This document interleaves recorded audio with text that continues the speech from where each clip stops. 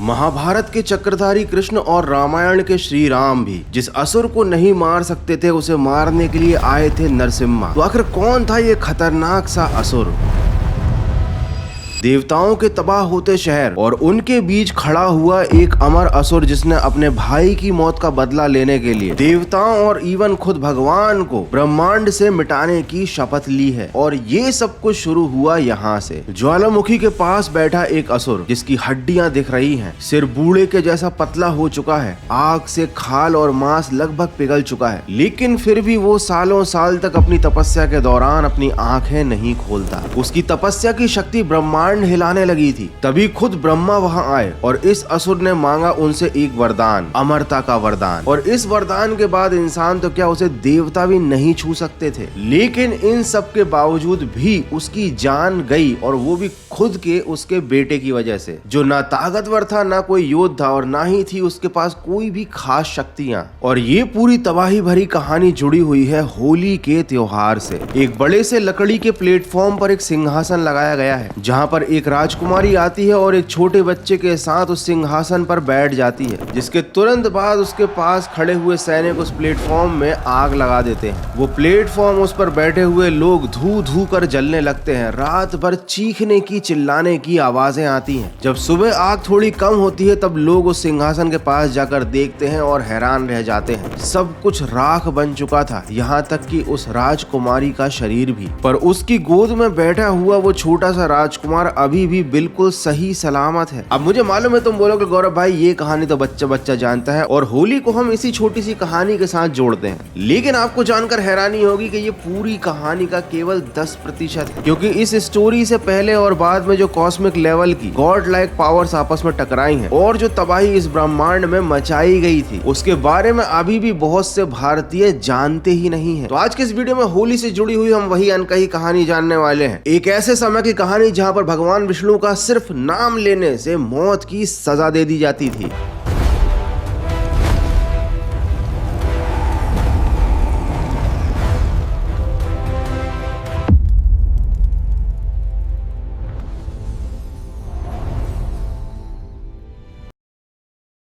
पुराने युग में एक असुर राजा था, नाम था हिरण्यकश्यप, और महल की सबसे ऊंची वाली मंजिल पर उसका सिंहासन हुआ करता था, जहां से वो सिर्फ लोगों के चेहरे नहीं बल्कि उन पर मौजूद डर को भी देख सकता था। उसके नाम से ही बच्चे चुप हो जाते थे, महिलाएं घरों के पर्दे गिरा देती थी और सैनिक जमीन की तरफ नीचे देखने लगते थे। और उसका ये डर किसी तलवार या उसकी सेना की वजह से नहीं था, बल्कि था एक वरदान की वजह से, एक ऐसा डेथ प्रूफ कॉन्ट्रैक्ट जो उसने खुद ब्रह्मा जी से लिखवा लिया था। और ये सब ऐसे ही नहीं हुआ था, ये कहानी बहुत पहले शुरू होती है। ये जो असुर राजा था ना हिरण्यकश्यप, ये अपने भाई हिरण्याक्ष की मृत्यु से पागल सा हो चुका था। उसके भाई की मृत्यु हुई थी वारा अवतार विष्णु जी के हाथों, और अब हिरण्यकश्यप अपने भाई की मौत का बदला विष्णु और देवताओं से लेना चाहता था। इसके बाद उसने खुद से एक वादा किया कि वो इस धरती से हर उस इंसान को अपने हाथों से मार डालेगा जो भगवान विष्णु का नाम लेगा। और उसे मालूम था कि ऐसा करने से उसे विष्णु जी के क्रोध का सामना करना पड़ेगा, और अगर ऐसा हुआ तो उसकी जान भी अपने भाई की तरह जा सकती है। लेकिन उसने इस चीज का एक सोल्यूशन निकाला, ब्रह्मांड का एक ऐसा जीव बनने का सोल्यूशन जो कभी मरता ही नहीं है। कहा जाता है इस वरदान के लिए उसने ऐसी ऐसी तपस्या की कि धरती उसके खून पसीने से गीली हो गई। कभी बर्फ जैसी ठंडी हवा में बिना कपड़े के खड़ा रहा, तो कभी आग के चारों तरफ बैठकर ध्यान लगाता रहा। उसके शरीर का काफी हिस्सा क्षतिग्रस्त हो चुका था, हड्डियां दिखने लगी थी, लेकिन वो रुका नहीं। उसकी इतनी खतरनाक और लंबी तपस्या को देखकर देवता भी सोचने लग गए कि अगर इसको नहीं रोका गया तो इसकी तपस्या का जो तप है, जो शक्ति है, वो ब्रह्मांड को मिटा देगी, या फिर ये कोई ऐसा वरदान लेकर मानेगा जिसके बाद ये तबाही मचा देगा। फिर एक दिन ब्रह्मा जी प्रकट हुए, जिनके सामने था एक जला हुआ शरीर, जिसके चेहरे पर थी एक अजीब सी हंसी और आंखों में ताकत का नशा। अब जब ब्रह्मा जी ने हिरण्यकश्यप से कहा कि तुम्हें कैसा वरदान चाहिए, तो उसने सीधे सीधे वो चीज नहीं मांगी जो वो चाहता था। उसने प्रॉपर वकील की तरह एक कॉन्ट्रैक्ट लिखवाया कि मुझे किसी ऐसे जीव के हाथों से मृत्यु ना मिले जिसे आपने, मतलब ब्रह्मा जी ने बनाया। मैं ना घर के अंदर मरूं, ना घर के बाहर, ना दिन में मरूं, ना रात में, न जमीन पर, न आसमान में, और न ही इंसान और न ही जानवरों के हाथों, न किसी शस्त्र से, न किसी अस्त्र से, लाइन पर लाइन और कंडीशंस पर कंडीशंस। हर एक लाइन ऐसी थी जैसे कि वो मौत को बांध रहा हो चारों तरफ से। और जैसे ही ब्रह्मा जी ने उसको ये वरदान दिया, वो सिर्फ खतरनाक नहीं हो गया, वो प्रकृति के नियमों से भी ऊपर उठ गया और उसको लगने लगा कि अब मुझे कोई नहीं रोक सकता है। मैं चाहे जितना विनाश मचाऊं, मुझे ईश्वर भी रोकने नहीं आ सकते, और आ भी गए तो मुझे मार नहीं सकते। ब्रह्मा जी के इस वरदान के बाद उसके महल का माहौल ही बदल गया। रात में उसकी हंसी खाली गैलरी में गूंजती, लंबी लंबी परछाइयां हिलती रहती। जो भी उसके सामने विष्णु का नाम लेता या किसी और देवता का स्मरण करता, उसका अंत हो जाता। लेकिन फिर आता है कहानी में ट्विस्ट। देवताओं से नफरत करने वाले इस अमर असुर के घर में एक बालक का जन्म होता है जो इससे बिल्कुल उल्टा था, और यही बालक बनता है हिरण्यकश्यप और होलिका की मौत का कारण। ये है प्रहलाद। छोटा सा शरीर, कोमल सी आवाज, लेकिन मुंह से निकलता है तो बस नारायण नारायण। गुरुकुल में उसने शिक्षा ली, असुरों के साथ उसने लड़ाई, राजनीति, चालबाजी और बहुत सारी चीजें सीखी। उसे आसुरी विद्या भी सिखाई गई, जैसे कि हर असुर बालक को सिखाई जाती है। लेकिन जब उससे पूछा जाता है कि सबसे बड़ा कौन, तो वो बिना किसी भय के बोलते हैं कि मेरे भगवान विष्णु। अब लोग समझ नहीं पा रहे थे कि ये हो क्या रहा है। जहाँ पिता विष्णु का नाम लेने पर लोगों को मार देता है, वहाँ उनका बालक उन्हीं के बारे में हमेशा बड़ी बड़ी बातें करता है, उनका भक्त सा बन गया है। अब जब ये बात हिरण्यकश्यप तक पहुंची तो उसके बाद आपको क्या लगा होगा कि उसने क्या किया होगा? बच्चे को डांटा होगा, समझाया होगा? नहीं, सीन बिल्कुल अलग था। सामने वही बच्चा, रूम में अंधेरा और पीछे सिंहासन पर बैठा एक आदमी जिसका ईगो पूरे महल से भी बड़ा है। उसको लग रहा था कि मेरा बेटा एक ऐसे इंसान का नाम बार बार लेता है जिसने खुद मेरे भाई को मारा था, और अगर मैंने इन सब का अंत नहीं किया तो लोग मेरे वरदान और मेरे खौफ से कम बल्कि भगवान से ज्यादा डरने लगेंगे। और ये वो पल था जब उसने, मतलब हिरण्यकश्यप ने, प्रहलाद को अपने बेटे की तरह नहीं बल्कि एक डर की तरह देखा, एक खतरे की तरह। और उसके बाद सुनाता है वो एक डरावना फैसला, अपने ही बेटे को मौत की सजा, ताकि उसकी मौत पूरी जनता के लिए एक मिसाल बन जाए कि चाहे मेरा बेटा ही क्यों ना हो, अगर विष्णु का नाम लेगा तो उसकी इस धरती पर कोई जगह नहीं है। और उसके बाद शुरू होता है एक खतरनाक खेल के प्रहलाद को कैसे मारना है। उसे एक बड़े से हॉल में लाया जाता है। दोनों तरफ सैनिक उसके चारों ओर घेरा बनाकर खड़े हैं, हाथों में तेज तलवारें और भाले। सिग्नल मिलते ही सब एक साथ इस छोटे से बच्चे पर हमला करते हैं, लेकिन तलवार की नोक उसके शरीर के करीब आते ही झुक जाती है। तलवारें टूटकर जमीन पर गिर जाती है। कोई भी भाला, कोई भी तलवार उसके शरीर को छू नहीं पा रही थी। और सैनिकों की आंखों में पहली बार डर दिखता है, जो हिरण्यकश्यप का नहीं बल्कि उस शक्ति का था जो प्रहलाद को बचा रही थी।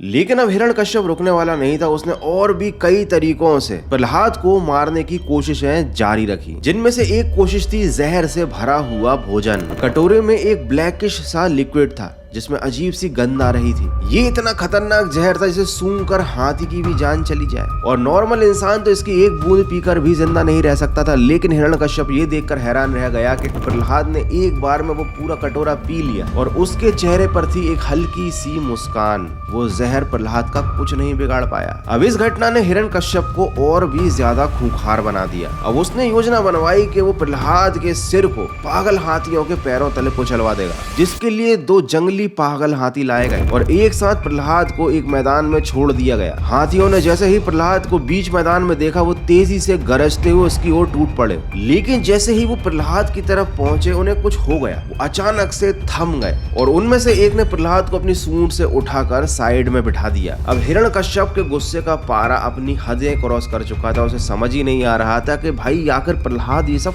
कर कैसे रहा है। अब उसने और भी कई हथकंडे अपनाए, जैसे सांपों से भरे हुए कमरे में प्रहलाद को छोड़ देना, खाई से फेंकवा देना, लेकिन सब कुछ फेल हो गया। अब जब हिरण्यकश्यप के पास कोई रास्ता ही नहीं बचा, तब उसको याद आई अपनी बहन होलिका की, जिसके पास था एक खास वरदान कि वो आग में जल नहीं सकती।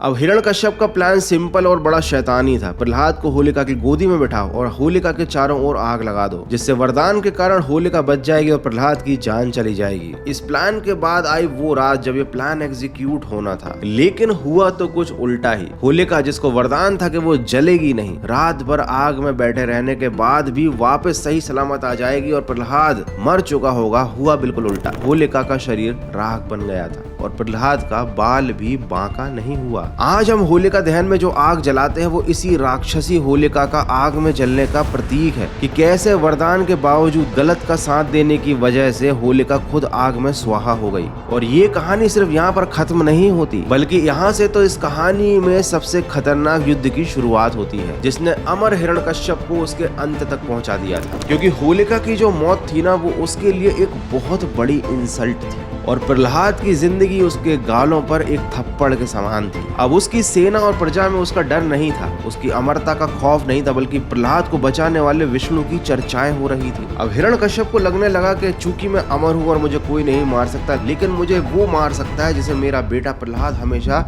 याद करता रहता है। तो अगर देख ही लेते हैं कि ये विष्णु कितना ताकतवर है, और उसने विष्णु का आवाहन करना शुरू किया, मतलब विष्णु जी को बुलाना शुरू किया। वो महल में एक बड़ी सी सभा बुलाता है, बीच में रखे स्वर्ण के सिंहासन पर बैठता है और सामने खड़े हुए प्रहलाद से कहता है कि तेरा विष्णु जिसको तू बोलता है कि वो हर जगह मौजूद है, क्या वो इस सभा में भी मौजूद है? क्या वो विष्णु हमारे महल की दीवारों में है? क्या वो इस महल के पत्थर के बने हुए स्तंभों में भी है? अब यहाँ पर हिरण्यकश्यप की बातों से ज्यादा आप उसके इंटेंशंस पर ध्यान दो। वो यहाँ पर क्या कर रहा है? वो इंसान जो इमॉर्टल है, वो अपने सामने एक बच्चे को खड़ा करके, एक भक्त को खड़ा करके उसकी बेइज्जती कर रहा है, उसका मजाक बना रहा है, वो भी सभा में सबके सामने। लेकिन प्रहलाद को इन सब चीजों से फर्क नहीं पड़ता, वो एकदम शांत खड़ा था और उसने कहा कि मेरे प्रभु तो सब जगह है। अब ये बात सुनने के बाद हिरण्यकश्यप का पारा चढ़ जाता है, उसे गुस्सा आता है और वो कहता है कि ठीक है, अगर इस पत्थर के स्तंभ में तेरे ईश्वर है तो मैं इस पत्थर के स्तंभ को ही मिटा देता हूँ। वो उस पत्थर के स्तंभ को तोड़ने के लिए अपनी गदा उठाता है और जोर से उस पर प्रहार करने के लिए जैसे ही आगे बढ़ता है, तभी अचानक से उस पत्थर के खंभे में एक धमाका होता है, एक ब्लास्ट होता है, एक अजीब सी आवाज आती है। ये पत्थरों के टूटने की नहीं थी,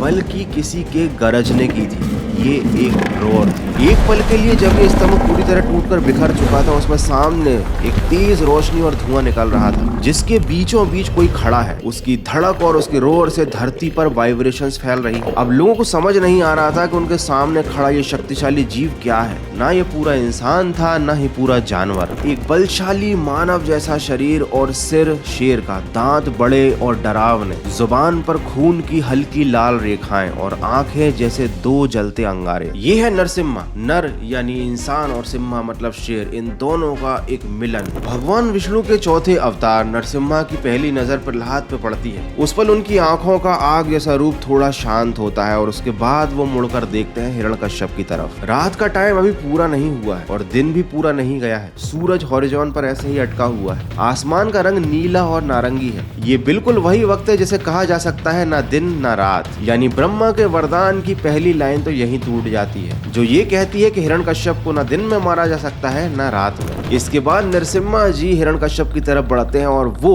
उनके ऊपर बड़ी तेजी से हमला करता है। उसका हर बार नरसिम्हा जी के सामने बेकार था। वो उसको ऐसे पटक पटक कर मार रहे थे जैसे मानो रियलिटी अब खुद टूटने लगी हो। तीनों लोकों में इस युद्ध की आवाजें गूंज रही थी और फिर जब पूरी तरह से हिरण्यकश्यप इस लड़ाई में थक कर नीचे गिर गया, तब एक ही झटके में नरसिम्हा जी ने उसे महल की चौखट पर फेंक दिया। अब वो ना महल के अंदर है और ना ही महल के बाहर। यानी ब्रह्मा जी के वरदान का एक और जो टर्म था वो भी टूट गया कि ना इसे घर के अंदर मारा जा सकता था ना ही बाहर। जिसके बाद नरसिम्हा जी यहाँ आते हैं, उसे अपनी गोद पर रख लेते हैं, अपनी जांग पर, और यहाँ से टूटता है तीसरा टर्म।